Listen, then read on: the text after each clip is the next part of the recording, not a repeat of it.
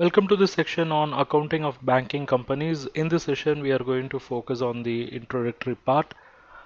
We'll understand what is bank, then what are the areas where banks are mainly concerned with, the principal activities of bank, then what are banking activities and what is banking definition according to Charles J. Wolfel. Okay, so let's focus one by one.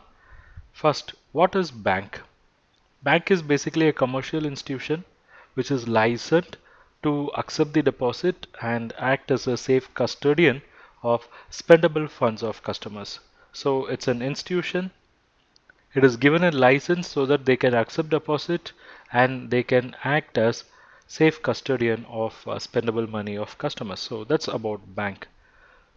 Banks are mainly concerned with receiving, collecting, transferring, buying, lending, investing, dealing, exchanging, servicing money and claims. Okay, so everything is related with money. What are the principal activities of the bank? It's like opening current accounts, receiving deposits, taking in, paying out notes, coins, and making loans. So, what are banking activities? Banking activities will include personal banking, which are for non-business customers, then commercial banking for small mid-size customers, then corporate banking, that's for large international multinational corporations. Okay, next, what is the definition of banking according to Charles J. Wolfer? Banking service would include variety of functions and he had given many of them. Okay, so it says including any of the following. So we have around 15. Let's see one by one.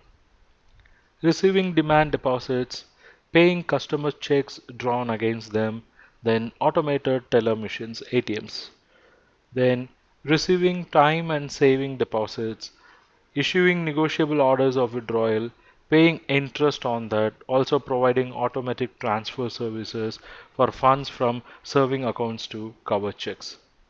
Then discount notes, acceptance and bills of exchanges. Then supplying credit to business firms with or without security.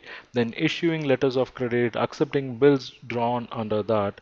Then transferring money at home and abroad, then making collections and facilitating exchanges, furnishing safe deposit vault service, then custodianship for securities and other valuables, then issuing drafts, cashier checks, money orders, certifying checks, then providing personal loans and services to individuals, then lending, discounting, then customer installment receivables of vendors, then acting in fiduciary capacity for individuals as well as establish common trust funds, then providing corporate trust services like stock transfer agent, registrar, paying agent, escrow agent, then acting as factors, engaging in equipment leasing, dealing in government securities, underwriting general obligations of state and municipal corporations, then investing in government and other debt securities, and finally